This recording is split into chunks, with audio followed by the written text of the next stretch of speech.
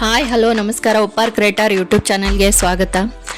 ಇಂದು ನಾವು ವಿಷ್ಣುವಿನ 8ನೇ ಅವತಾರವಾದ ಶ್ರೀಕೃಷ್ಣನ ಅವತಾರದ ಬಗ್ಗೆ ಈ ವಿಡಿಯೋದಲ್ಲಿ ತಿಳಿದುಕೊಳ್ಳೋಣ. ಭಾರತೀಯ ಪುರಾಣಗಳಲ್ಲಿ ವಿಷ್ಣುವಿನ ದಶಾವತಾರಗಳಿಗೆ ಮಹತ್ವವಾದ ಸ್ಥಾನವಿದೆ. ಈ ದಶಾವತಾರಗಳಲ್ಲಿ 8ನೇ ಅವತಾರ ಶ್ರೀಕೃಷ್ಣನ ಅವತಾರ. ಭಗವಾನ್ ವಿಷ್ಣು ಧರ್ಮವನ್ನು ಸ್ಥಾಪಿಸಲು ಮತ್ತು ಅಧರ್ಮವನ್ನು ನಾಶ ಮಾಡಲು ತಾವು ವಿವಿಧ ರೂಪಗಳಲ್ಲಿ ಭೂಮಿಗೆ ಆಗಮಿಸುತ್ತಾರೆ ಎಂದು ಭಗವದ್ಗೀತೆಯಲ್ಲೇ ಸ್ವತಃ ಶ್ರೀಕೃಷ್ಣ ಹೇಳಿದ್ದಾರೆ. ಶ್ರೀಕೃಷ್ಣ ಅವತಾರವು ಮಹಾಭಾರತ ಮತ್ತು ಭಗವದ್ಗೀತೆಯ ಪ್ರಮುಖ ಪಾತ್ರವಾಗಿದ್ದು, ಈ ಅವತಾರಗಳಲ್ಲಿ ಭಗವಂತನು ಅನೇಕ ಲೀಲೆಗಳು, ಉಪದೇಶಗಳು ಮತ್ತು ಯುಗ ಪ್ರವೃತ್ತಿಗಳು ನೀಡಿದ್ದಾರೆ.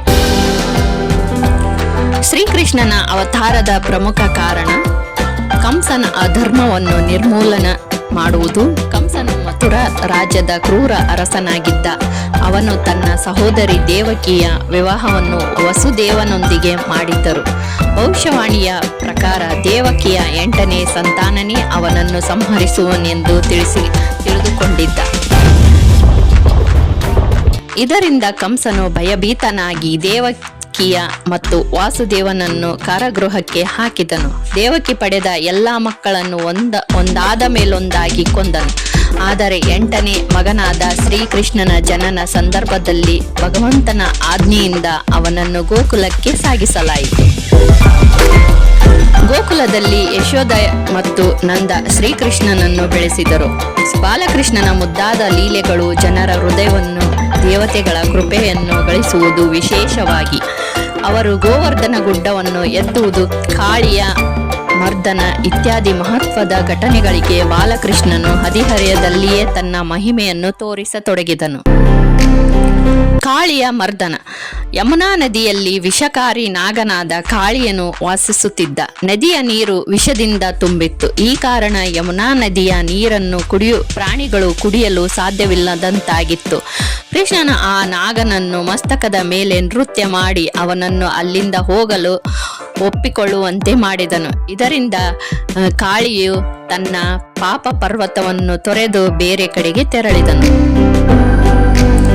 ಇಂದ್ರ ದೇವರಿಗೆ ಪ್ರತಿ ವರ್ಷ ಯಜ್ಞವನ್ನು ಮಾಡುವುದು ಕೃಷ್ಣನು ತಡೆಯುತ್ತಾನೆ. ಇದರಿಂದ ಕೋಪಗೊಂಡ ಇಂದ್ರನು ಭಯಂಕರ ಮಳೆಯೊಂದಿಗೆ ಗೋಕುಲವನ್ನು ನಾಶ ಮಾಡಲು ಮುಂದಾಗಿದ್ದನು.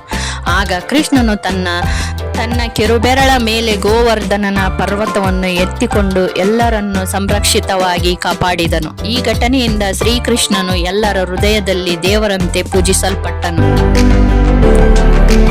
ನಂತರ ಕೃಷ್ಣನು ತನ್ನ ಜನ್ಮಸ್ಥಳವಾದ ಮಥುರಕ್ಕೆ ಹೋಗಿ ಕಂಸನನ್ನು ಸಂಹರಿಸಿ ಅಲ್ಲಿ ಧರ್ಮವನ್ನು ಪುನಃ ಸ್ಥಾಪಿಸಿದರು. ಈ ಘಟನೆಯು ಕೌರವ ಮತ್ತು ಪಾಂಡವರ ಮಹಾಭಾರತ ಯುಗಕ್ಕೆ ಪ್ರವೇಶವನ್ನು ಸೂಚಿಸಿತು.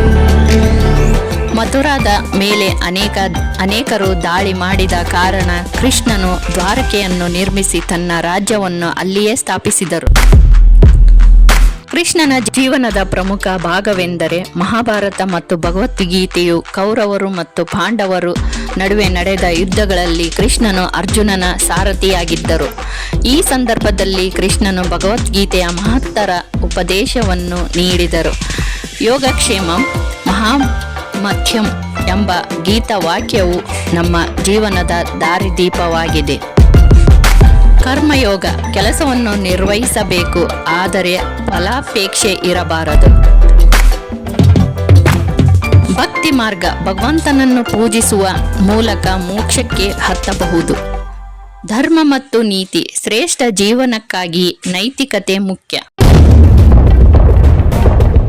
ಇಲ್ಲಿ ಶ್ರೀಕೃಷ್ಣನ ಅವತಾರದ ಮಹತ್ವವು ಶ್ರೀಕೃಷ್ಣನ ಜೀವನ ಚರಿತ್ರೆ ಕೆಲವು ಪುರಾಣ ಕಥೆಯಲ್ಲ, ಅದು ನಮ್ಮ ಜೀವನದ ದಾರಿ. ಅವರ ನೈತಿಕತೆ, ಧರ್ಮ,